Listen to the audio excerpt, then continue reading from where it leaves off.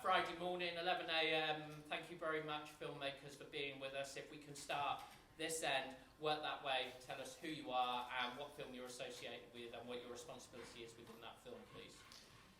My name is Daniel Keeble. I am director, writer, producer of 3 of the films shown this morning. First one being All I Remember, which was the first film being shown, and then Descent, and then the last film, Alleviate. I am Billy Herring. I was the co-writer and producer and actor on Descent. Hello, my name is Alice Ryan and I was the producer and actor for Descent and producer for Alleviate as well. Hello, my name is Nadine Wilson and I'm the writer, director and co-producer of Wuss, the 3rd film. Do you mind passing the mic up to Sam? Sorry. Hi, I'm Sam Anderson. I'm the founder of Art Pictures and I was the producer of Alleviate, one of the producers of Alleviate. So first of all, thank you very much for bringing all of your films to us, and fantastic mix of emotions between the films, and of course I think probably we shouldn't go without mentioning Darren, who was in the last short that we saw. Do you want to tell us something? I don't know if any of us can, really. So for those of you that don't know, Darren passed away roughly how long? It was August last year. Yeah, and we filmed that in May last year, and he went into hospital shortly after that.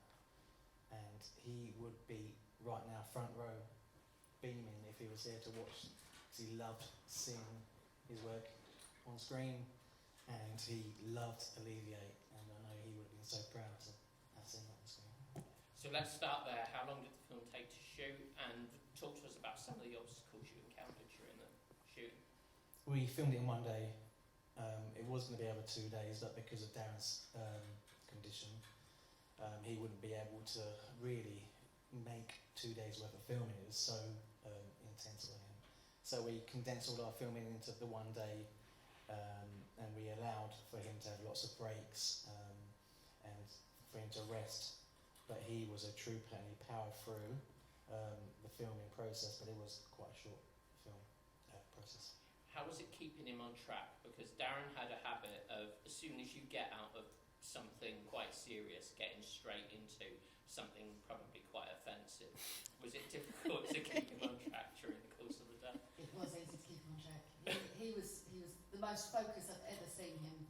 We actually, a couple of days beforehand,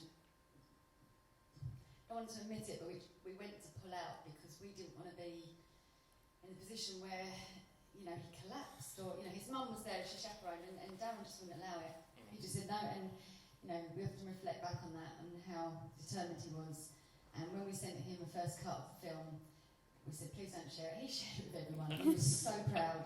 He was so proud of himself, and, you know, it was quite emotional watching it back there. I have seen it before, but it was actually filmed at my nan and granddad's house, and all 3 of these people passed away last year.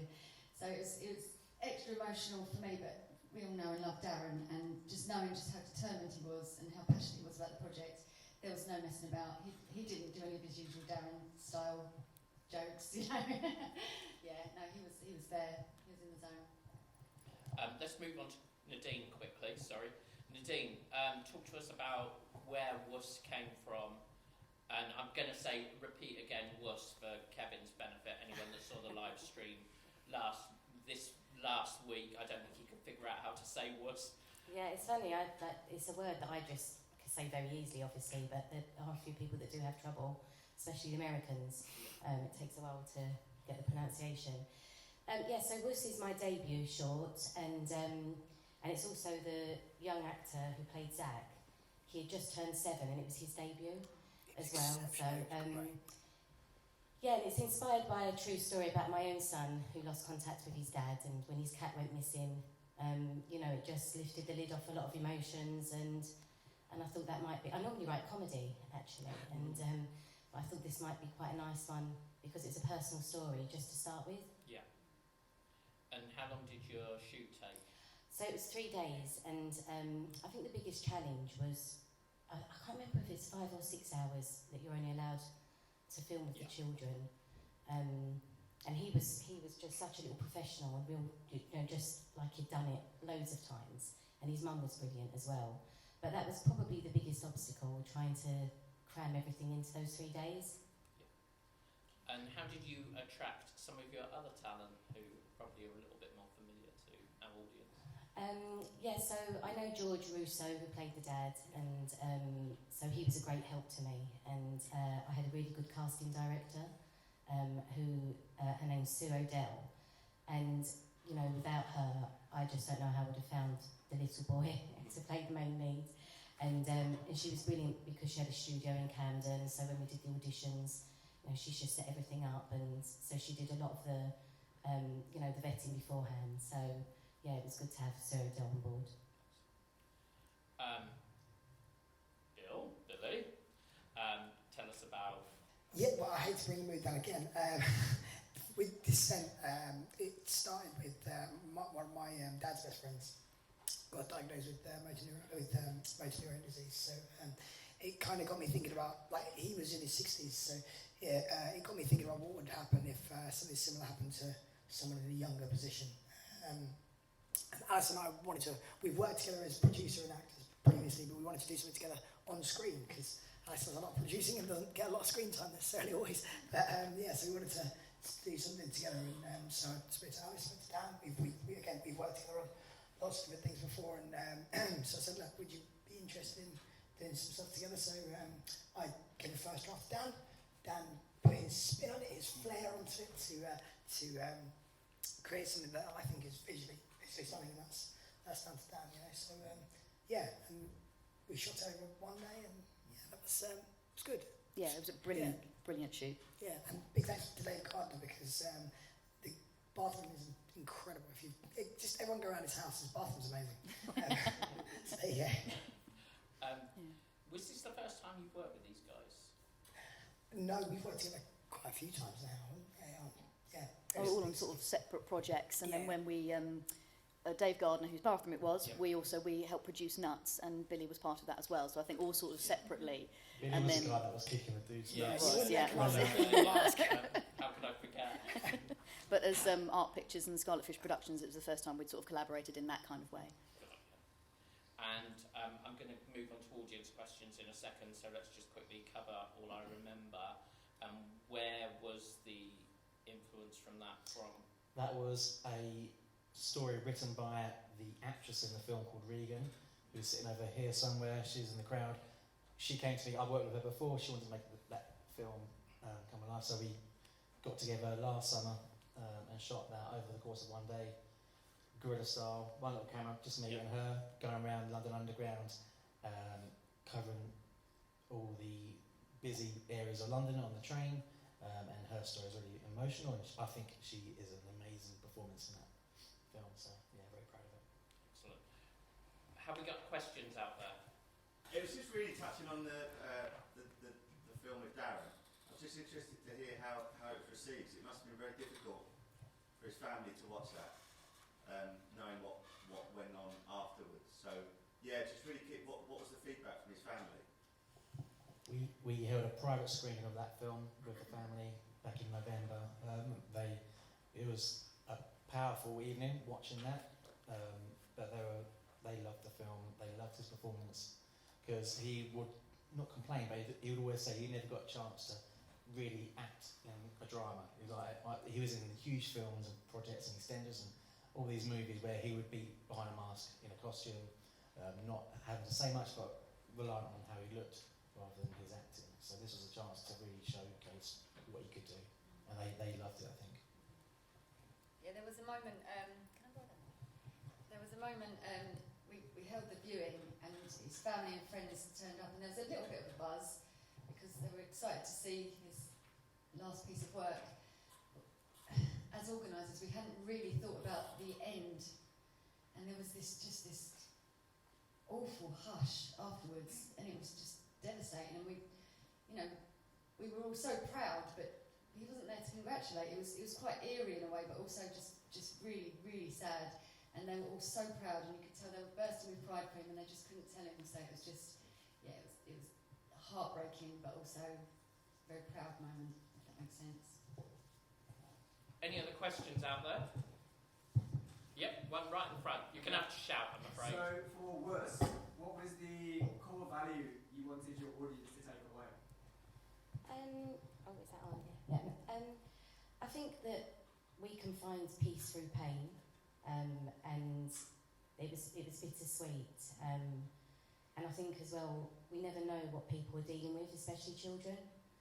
And just as adults, I mean, there's a lot, I suppose I'm saying now, just that, you know, we're caretakers of children, their little souls, and we just have to try and be careful with them and, you know, just look after them. They're precious kids, aren't they? So I suppose there's a lot. I mean, I'd probably have quite a lot to say about what I want people to take away from Wuss, but I think people can take away what they want at the end of the day, can't they? I think some people, it makes some people a bit annoyed.